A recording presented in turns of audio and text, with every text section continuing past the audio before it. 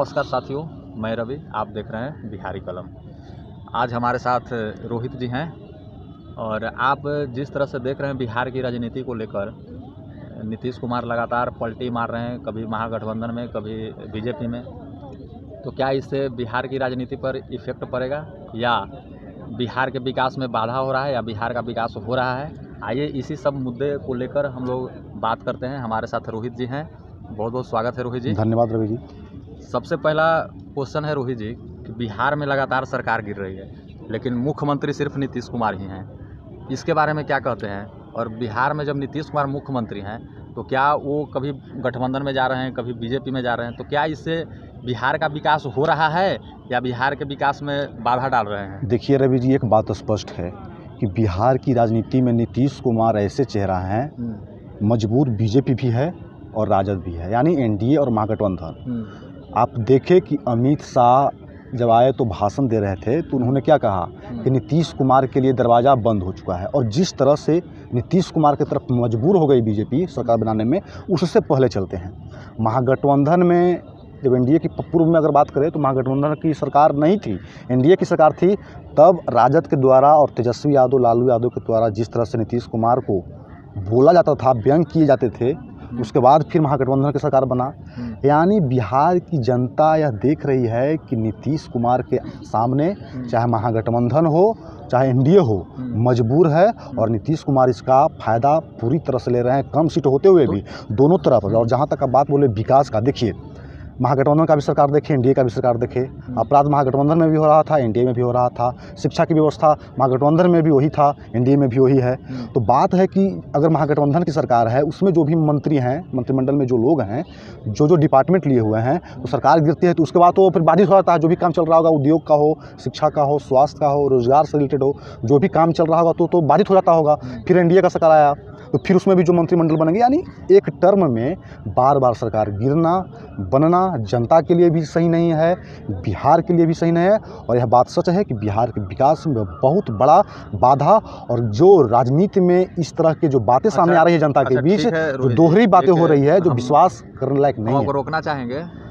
एक बात बहुत सारे राजनीतिज्ञों के द्वारा ये भी बताई जा रही है बात कि 2024 में लोकसभा का चुनाव है, और अगर नीतीश कुमार गठबंधन के साथ रहते तो एक चीज़ ये भी बताई जा रही है कि उनके सीट में थोड़ा बहुत, अगर जो भी लोकसभा के चुनाव में अगर वो जीतेंगे तो अगर गठबंधन के साथ रहते तो उनका इफेक्ट पड़ता, मतलब वोटिंग में या सीट निकालने में। नीतीश कुमार तो एक चीज़ और हम आपसे कहना चाहेंगे, 2024 का चुनाव है, मोदी जी निकलेंगे, पूरा देश के दौरे पर निकलेंगे, चुनाव प्रचार में निकलेंगे। तो ये भी राजनीतिज्ञों के द्वारा ये भी अनुमान लगाया जा रहा था कि अगर गठबंधन में नीतीश कुमार रहते तो हो सकता है कि केंद्र से पैसा नहीं मिलता बिहार को विकास करने के लिए। तो ऐसा भी लगाया जा रहा है कि नीतीश कुमार बिहार के विकास के लिए बीजेपी के साथ जाके मिले हैं, कि हो सकता है कि 2024 में चुनाव है, बिहार के कुछ ऐसा पैकेज दे दिया जाए या बिहार के विकास में कुछ घोषणा किया जाए केंद्र सरकार के द्वारा। क्योंकि अगर साथ में रहेंगे तो हो सकता है बिहार के विकास में कुछ पैकेज मिले, लेकिन अगर गठबंधन में रहते तो शायद ऐसा नहीं होता। तो इस वजह से भी लोग कह रहे हैं कि नीतीश कुमार बीजेपी के साथ जाके मिल गए हैं, तो बिहार के विकास के लिए मिले हैं। देखिए, जहाँ तक बिहार का विकास और केंद्र की सहयोग बिहार के लिए जहाँ तक बात है, तो ये लोग एनडीए में रहते हैं। नीतीश कुमार तो बोलते हैं कि बिहार के साथ, बिहार को लेकर के हम लोग केंद्र के साथ काम कर रहे हैं, ये बात हुई। और वही जब जाते हैं महागठबंधन की तरफ तो कहते हैं कि बिहार को लेकर के केंद्र की सरकार कोई ध्यान नहीं दे रही है। इतने दिनों में ये लोग 2 बार 3 बार पलटी मार चुके, तो जनता किस बात पे विश्वास करेंगे? ये बात भी सच है कि एनडीए में जब नीतीश कुमार रहते हैं तो केंद्र से सहयोग मिलता है। और बिहार में आज जो भी पटना में खासकर मेट्रो की काम हो या बड़े बड़े नितिन गडकरी की जो सड़क की बात होती है, तो उसमें कहीं ना कहीं सरकार का योगदान है। अब उसमें कितना सरकार ज़्यादा बढ़ चढ़ कर दे रही है विकास को लेकर के, वो तो नीतीश कुमार ही बताएंगे, चूँकि नीतीश कुमार लगातार रह रहे हैं। तो सबसे बड़ी बात है कि महागठबंधन में जब नीतीश कुमार गए तो वो तो महागठबंधन से ऑफर आया था, लालू जी के द्वारा ऑफर दिया गया था कि आपको पीएम कैंडिडेट बनाया जाएगा। तब तो इंडिया अलायंस को नीतीश कुमार तो लेकर ही चले थे, सब लोग को विपक्ष के सब नेताओं से मिल रहे थे। नीतीश कुमार पूरे देश में हर जगह लोगों से मिल रहे थे। तो नीतीश कुमार को कहीं ना कहीं वो तवज्जो नहीं दिया गया, वो इज्जत नहीं मिला महागठबंधन में। और ख़ास करके लोकसभा चुनाव को देखते हुए नीतीश कुमार जो उम्मीद करते थे इस सरकार से, यूपीए की सरकार से वो कहीं ना कहीं बड़े बड़े पार्टियों के द्वारा, बड़े बड़े राजनेताओं के द्वारा वो सम्मान नहीं दिया गया और नीतीश कुमार फिर जा करके वह अपनी राजनीति को देखते हुए, अपने करियर को देखते हुए एनडीए में आए। एक चीज़ बताइए कि क्या इससे मतलब राजनीति से नीतीश कुमार को इफेक्ट पड़ेगा, गलत प्रभाव जाएगा जनता के ऊपर, कि बीजेपी को जाएगा कि आरजेडी को जाएगा? सबसे ज़्यादा किसको इफेक्ट जाएगा, किसका मतलब गलत अवधारणा जाएगा जनता में? कि देखिए, जनता ने नीतीश कुमार को भी देख रहा है, सुन रहा है, तेजस्वी यादव, लालू यादव को भी सुन रहा है और अमित शाह को भी सुना लोग। कैसे दरवाज़ा बंद हो गया और कैसे नीतीश कुमार ने भी कहा था कि हम अब मर जाएंगे लेकिन भाजपा में नहीं जाएंगे। तेजस्वी यादव भी पलटू चाचा तो क्या क्या कई लोग बयान करते थे, लेकिन सब लोगों की बात फेल हो गया है। अच्छा, और सब लोग फिर एक ही चट्टे बट्टे में आकर के सरकार बना रहे हैं। एक चीज़ और बताइए, जैसे ही सरकार बनी नीतीश कुमार के बीजेपी के साथ, उसके अगले दिन तुरंत लालू यादव के ईडी और सीबीआई का छापा और पूछताछ मतलब जारी होता है। इसके बारे में आप क्या कहेंगे?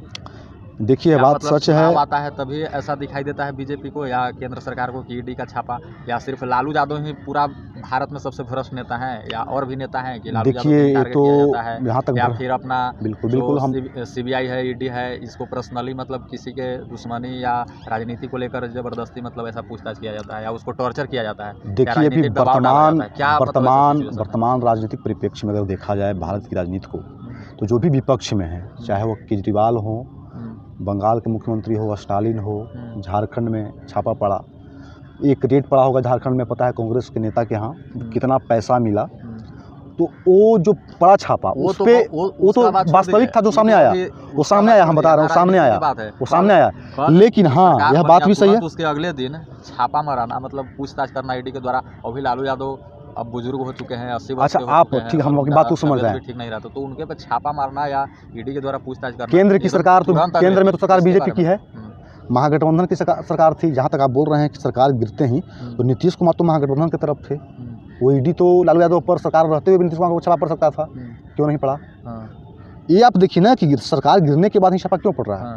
लालू यादव पर तो पहले से भी जेल गए, कई आरोप हैं, नहीं, उन पर कानूनी कार्रवाई भी हो रही है। एक चीज़ बताइए, लालू यादव बीजेपी के सामने घुटना नहीं टेकते हैं, इस वजह से छापा उन पे हो रहा है या पूछताछ हो रहा है, या फिर राजनीतिक दबाव डाला जा रहा है?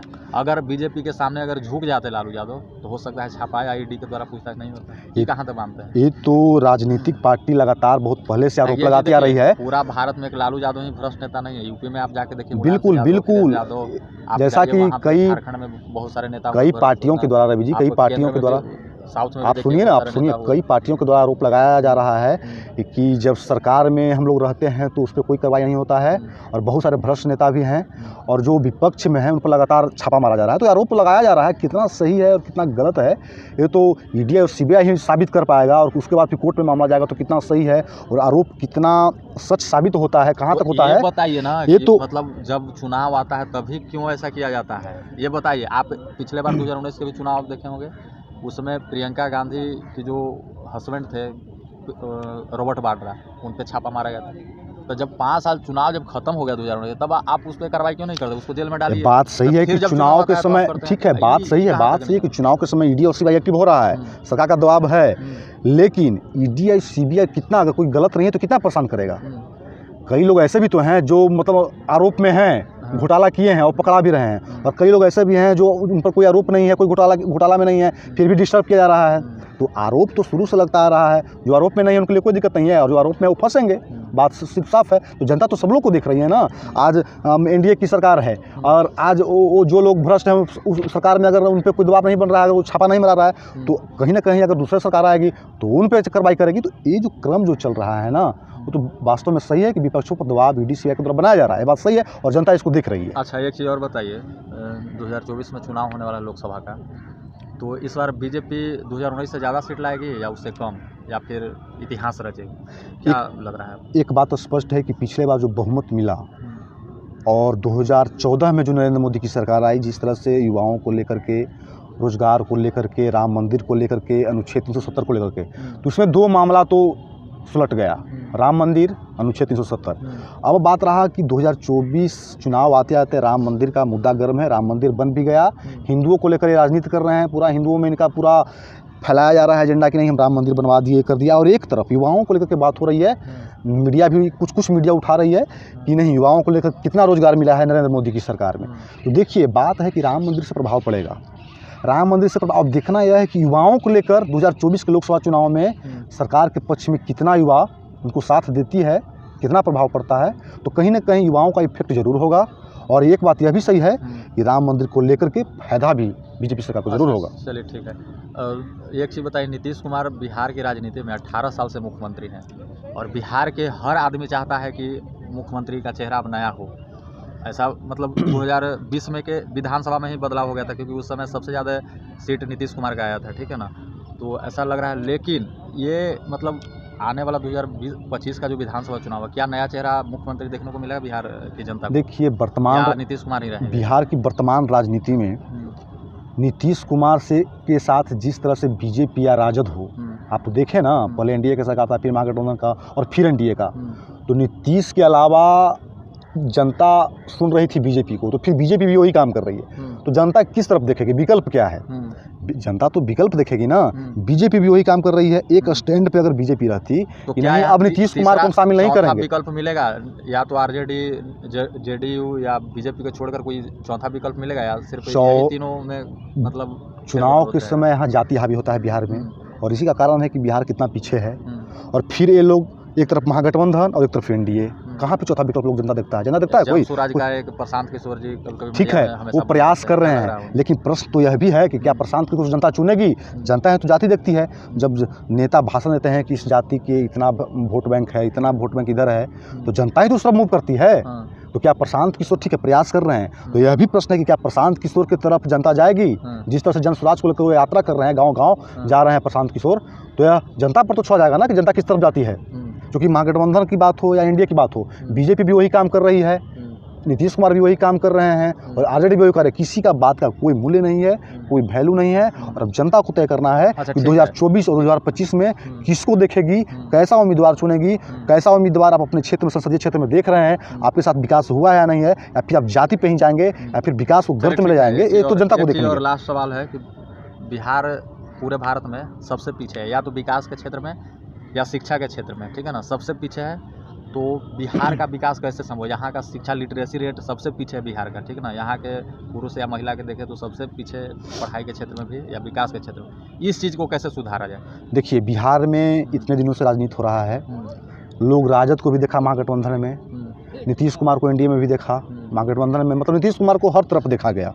और यह बात सही है कि बिहार में मैंडेट यानी मत या तो एनडीए को आएगा या महागठबंधन को आएगा। हम बात कर रहे हैं विधानसभा की, हम तो चूँकि बिहार की बात है, बिहार के विकास की बात है, और विकास बाधित भी है, चाहे वो महागठबंधन में सरकार हो या एनडीए में। जब भी सरकार गिरती है, बनती है, तो जो विभाग जिस नेता को मिला हुआ रहता है या जिस पार्टी के लोग रहते हैं, वो विभाग कहीं ना कहीं बाधित होता है और लगातार दशकों से बाधित हो रहा है। देखिए, जहाँ तक बात है विकास का, तो अब जनता को ये बात समझना होगा कि आप चुनाव में जब तक जाति देख करके और पार्टी देख करके वोट करेंगे, बिहार का विकास कभी संभव नहीं है।